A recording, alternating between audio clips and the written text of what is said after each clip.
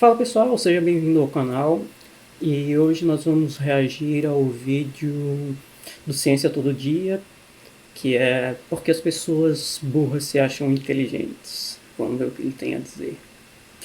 E antes de começar, eu quero desejar um feliz ano novo para todos, boas festas e que o próximo ano seja próspero e com muito amor para todos nós. Então, bora pro vídeo. Em janeiro de 1995, dois ladrões invadiram um banco em Pittsburgh, nos Estados Unidos. O assalto aconteceu em plena luz do dia, mas os criminosos não usaram máscaras nem qualquer tipo de disfarce. Ao invés disso, para não serem identificados pelas câmeras de segurança, eles apostaram numa técnica bem inusitada. Os dois bandidos... Como é que eu vou dizer isso agora? Eles esfregaram limonada no rosto. É isso. É literalmente isso. Não. Eles passaram um suco de limão na própria cara, acreditando que isso tornaria impossível a identificação da imagem deles no circuito interno do banco. Isso porque antigamente o limão era utilizado como uma espécie de tinta invisível em cartas escritas à mão. E aí um dos assaltantes teve essa ideia brilhante. Ele fez um teste usando uma câmera Polaroid e de fato ele não conseguiu se ver. Mas isso provavelmente aconteceu porque a câmera estava com defeito ou porque ele apontou a lente na direção errada. Acontece que os assaltantes eram tão autoconfiantes na própria inteligência que eles sequer desconfiavam que aquela ideia genial podia dar errado. Mas obviamente, deu errado. Eles foram presos pouco tempo depois. Mas a estupidez deles não foi em vão. No fim das contas, o caso serviu para chamar a atenção do professor de Psicologia Social da Universidade Cornell, nos Estados Unidos, David Dunning. Ao ler uma notícia sobre esse assalto, Dunning percebeu que os bandidos eram não apenas estúpidos para roubar um banco daquela forma, mas também estúpidos o suficiente para não se darem conta da própria estupidez. Ou seja, ele teve um estalo e se deu conta de que, quando uma pessoa é muito ignorante, ela é ignorante, inclusive sobre o fato de ser ignorante. E a partir desse insight, o professor Dunning convidou seu aluno Justin Kruger para fazer uma pesquisa em conjunto. A ideia era entender até que ponto a falta de inteligência de uma pessoa impede que ela descubra, para não falar de outro jeito, que ela é burra. E o estudo publicado em 1999 chegou à seguinte conclusão: quando pessoas são incompetentes que ela é menos inteligente, né? nas estratégias que elas adotam para alcançar o sucesso, elas sofrem de um fardo duplo.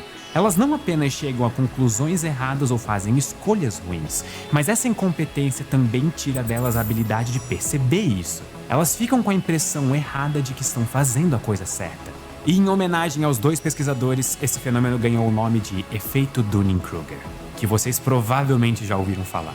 E em resumo, a ideia desse efeito é que a estupidez acaba cegando as pessoas estúpidas a ponto de elas acreditarem que são inteligentes. Curiosamente, mais de um século antes desse efeito ser descrito, o biólogo Charles Darwin já havia até escrito uma frase que traduz bem essa ideia. A ignorância gera confiança com mais frequência do que o conhecimento. E é bem por aí mesmo. Existe inclusive um gráfico que ajuda a gente a entender como que esse efeito afeta a nossa aprendizagem. Eu quero que vocês olhem esse gráfico que explica como funciona o efeito Dunning-Kruger. O eixo horizontal representa o quanto a gente realmente sabe sobre um determinado assunto. Já o eixo vertical é a nossa confiança, ou o quanto que a gente acha que sabe sobre um determinado assunto. Eu quero que vocês observem que no início a gente não sabe de nada. E por isso a nossa percepção é exatamente essa, a de que a gente não faz ideia sobre aquele assunto. Mas assim que a gente começa a aprender alguma coisa, a gente passa a ter uma percepção acelerada de que agora a gente já entende tudo sobre aquele tema. De um jeito extremamente rápido, parece que o nosso cérebro faz puff, e a gente pensa, agora eu sou um gênio, eu já entendi como que isso aqui funciona. Até que em seguida a gente começa a se aprofundar cada vez mais sobre determinado assunto. Então a gente passa a perceber que, talvez as coisas sejam um pouco mais complicadas do que eu estava pensando inicialmente. E aí a nossa confiança desaba. A gente começa a se sentir ignorante. Mas é porque agora sim a nossa mente realmente está se expandindo. A gente está começando a ver que as coisas são bem mais complexas do que elas pareciam em um primeiro momento. Até que chega em um ponto em que a gente se sente um completo ignorante, com a impressão de que a gente não sabe nada sobre um tema. É o momento em que a nossa única certeza passa a ser sobre a nossa própria ignorância. É a fase do só sei que nada sei. Aliás, vocês sabem quem que disse essa frase? Eu também não sei. Ela costuma ser atribuída ao filósofo Sócrates, mas não existe muita certeza disso, porque ela não é encontrada de maneira direta em nenhum texto do grego antigo. Mas enfim, seja como for, esse é o ponto de virada. E é aqui que muita gente desiste ao tentar aprender sobre um determinado assunto. A percepção da nossa própria ignorância pode fazer a gente querer deixar tudo pra lá, mas é preciso continuar se esforçando, continuar estudando e seguir o ensinamento de um outro grande filósofo, o E.T. Bilu. Mais especificamente quando ele nos diz busquem conhecimento. E isso realmente é importante. Ok, a fonte não vale, mas a frase é realmente importante. Afinal, a busca contínua por conhecimento é o que faz com que as coisas finalmente entrem no eixo. Conforme a gente continua estudando, nosso conhecimento segue aumentando, mas agora de uma maneira constante e natural. Vejam que a linha volta a subir no gráfico, só que de um jeito mais suave, indicando que a nossa confiança está crescendo de uma forma proporcional ao conhecimento, que está de fato sendo adquirido. E é aqui que tudo volta a fazer sentido, e a gente realmente aprende de verdade.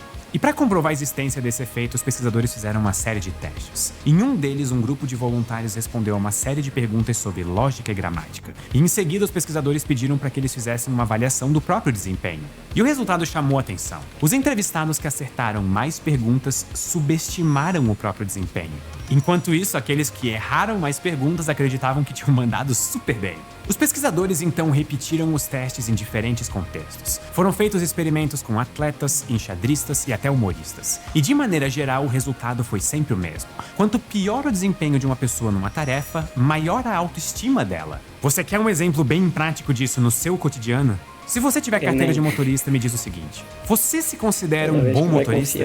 Um estudo americano mostrou que 80% das pessoas acreditam que tem um talento acima da média na direção. E essa conta obviamente não fecha. Não tem como 8 a cada 10 pessoas estarem acima da média. Tem muito barbeiro se achando piloto por aí. E isso explica muita coisa. E é por isso que o efeito Dunning-Kruger pode revelar um perigo real no cotidiano. E para entender isso, vamos voltar para aquele gráfico. E é ali no ponto mais alto que um piloto de moto recém-habilitado, por exemplo, pode achar que consegue fazer manobras super arriscadas. Ou que um médico recém-formado pode cometer um erro numa cirurgia. Ou que um investidor inexperiente pode pensar que entende tudo no mercado financeiro e perder uma fortuna numa escolha mal calculada. E é também por viver eternamente nesse ponto do gráfico que muita gente lê alguns textos em aplicativos de mensagem e já se acham especialistas em assuntos extremamente técnicos, como por exemplo vacinação. Ou então que alguém que acredita que a Terra é plana jura que consegue provar suas teorias usando, sei lá, uma régua e um copo d'água. São sempre as coisas mais estranhas. São pessoas que se deixam levar pela própria autoestima e acreditam que o seu conhecimento ainda superficial já é o suficiente para entender tudo sobre temas extremamente complexos. Apesar disso tudo, ainda tem uma questão importante, né, que é questionar, né? Não aceitar tudo assim, sem procurar, sem pesquisar, sem ver várias áreas.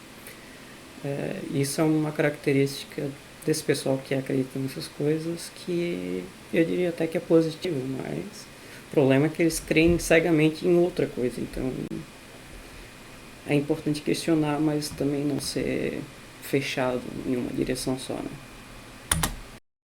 Por isso, quando alguém está nesse ponto da curva de aprendizado, é preciso entender uma coisa. Até um estúpido é um inteligente em potencial, mas ele precisa reconhecer a própria ignorância e ir atrás do verdadeiro entendimento sobre os assuntos. É isso que diferencia quem vive na zona de conforto da falta de conhecimento daqueles que ousam se desafiar em busca da compreensão real do mundo que nos cerca. E ao fazer isso, a gente avança no gráfico. E aí então se torna necessário tomar cuidado com o ponto mais baixo dele, quando a nossa confiança está lá no fundo. A gente também não pode ficar travado nesse ponto achando que nós não somos capazes de entender nada. É bem aqui que mora a famosa síndrome do impostor. É aquela ideia de autossabotagem que faz a gente achar que não está preparado para nenhum desafio, que todo mundo é mais inteligente e que é melhor abrir mão de certas oportunidades e até mesmo renunciar a uma carreira promissora por não acreditar no próprio potencial. Olha para mim. Para com isso! Você é uma máquina de vencer. Eu acredito em você. Isso eu sou meio coach, né? Já sei o que fazer um dia. E eu preciso dizer que eu já passei por isso, não faz nem muito tempo. Todo mundo tá sujeito a ficar nesse ciclo. Bom, isso ele serve pra quem tá naquele ponto, né? Mas pra quem tá antes, momento da vida. E quando a gente supera essa fase, aí sim o nosso conhecimento e a nossa confiança passam a caminhar de mãos dadas. E isso é maravilhoso. Mas ainda assim também precisamos tomar alguns cuidados.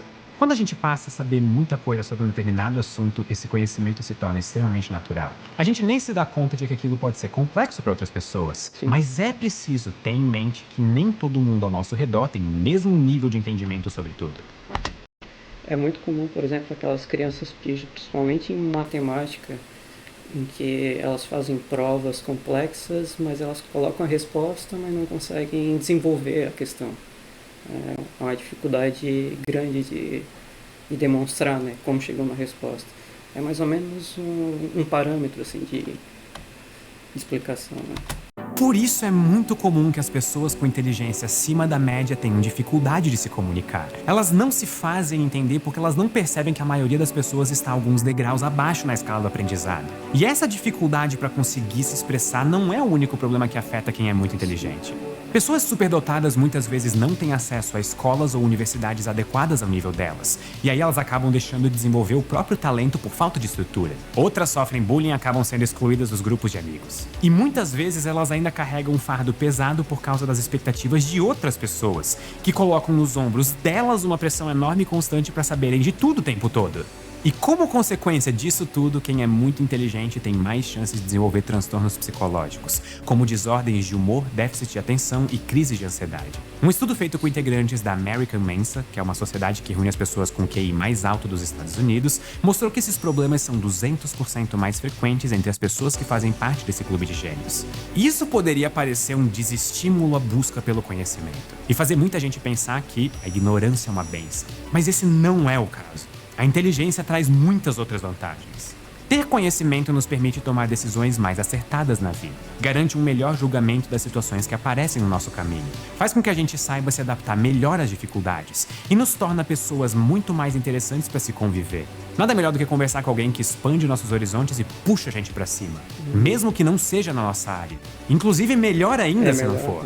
E por isso o importante é estar sempre em busca de mais cultura e mais aprendizado, mas tendo em mente que ninguém precisa entender sobre tudo o tempo todo. É fundamental aceitar que o mundo é mesmo complexo, muito mais complexo do que a gente é capaz de dizer. E isso não é só uma forma de me expressar. O ser humano realmente não tem a capacidade de descrever o próprio conhecimento a respeito da realidade em que ele vive. E essa constatação, inclusive, tem um nome. É o paradoxo de Polanyi. O nome se refere ao filósofo húngaro-britânico Michael Polanyi, que criou essa teoria nos anos 1960. E de maneira simplificada, a ideia desse paradoxo é que a gente sabe mais do que a gente é capaz de dizer.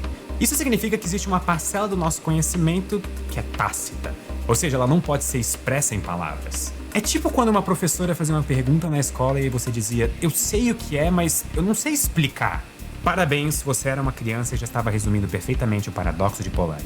Desde uma ideia que parece surgir do nada até a escolha de um movimento no xadrez, a nossa mente nem sempre cabe nas nossas palavras. Mas como é possível que o ser humano não seja capaz de definir o que ele mesmo criou? Ou seja, como que pode um mundo desenvolvido por nós mesmos não se encaixar na nossa própria compreensão? Um dos principais motivos para que a humanidade tenha chegado a esse ponto é que hoje em dia, basicamente, todo o nosso conhecimento é coletivo. As nossas relações são de total interdependência. A globalização tornou pessoas e países inteiros dependentes uns dos outros. Tudo está conectado. Nenhum ser humano é uma ilha. Nenhum país é uma ilha. Tá, alguns são, mas você entendeu a ideia. O que eu quero dizer é que o mundo só funciona dentro dessa teia que nós mesmos desenvolvemos. E se tornou impossível se dissociar dessa cadeia que conecta todos nós. Em outras palavras, ninguém sabe fazer um lápis. Esse pensamento partiu do economista Leonard Read. Ele diz que nenhuma pessoa no mundo é capaz, sozinha, de fazer um lápis. A produção de um objeto tão comum no nosso dia a dia exige uma série de recursos e de conhecimentos que vão além do alcance até da pessoa mais inteligente e mais preparada de todas. Desde o plantio da árvore até a derrubada da madeira, da extração do minério ao corte preciso do grafite, tudo hoje em dia depende de mais alguém. E isso fica ainda mais escancarado quando a gente pensa em tecnologias mais complexas. Se ninguém sabe fazer um lápis, imagine como uma pessoa sozinha seria capaz de montar um computador ou construir um avião do zero. E isso tudo faz com que a organização e o entendimento do nosso próprio mundo fujam totalmente do nosso alcance. E essa constatação não é apenas uma mera curiosidade. Em última análise, o paradoxo de Polanyi pode ser o maior inimigo para o desenvolvimento da inteligência artificial. Afinal, como é que a gente pode ensinar uma máquina a fazer algo que a gente não sabe ensinar, só fazer? Como, por exemplo, programar um computador para executar atividades subjetivas ou criativas que nós mesmos não conseguimos decifrar. Por que um músico compõe uma determinada música usando um acorde e não o outro? Por que um poeta escreve um verso usando uma palavra e não outra que também rima? Por que um artista pinta um quadro usando uma cor e não outra? Se um dia a gente for capaz de decifrar todas as infinitas decisões que a nossa mente toma a cada instante, talvez nós sejamos também capazes de transportar todo o nosso conhecimento para o cérebro eletrônico. Mas enquanto isso não acontece, e é provável que nunca aconteça, será que as nossas limitações como ser humano vão impedir o avanço da tecnologia? Será que a nossa ignorância natural vai ser o grande obstáculo da inteligência artificial? Essas são perguntas difíceis, justamente porque o mundo está além da nossa compreensão. E se a gente não sabe as respostas para elas, não tem problema. Afinal, lembram do efeito Dunning-Kruger? Quem acha que sabe tudo tende a estar inebriado pela própria ignorância. Reconhecer que a gente não sabe é o primeiro sinal de que nós estamos, de fato, no caminho do aprendizado. E por isso, vamos continuar aprendendo. A vida toda. Todo dia. Muito obrigado e até a próxima. Valeu, Pedro Loss. Excelente vídeo. Então, o link do canal vai estar na descrição do vídeo, tudo certinho. E esse foi o vídeo. Eu desejo para vocês um feliz ano novo e muito obrigado por assistir até aqui. Tchau, tchau.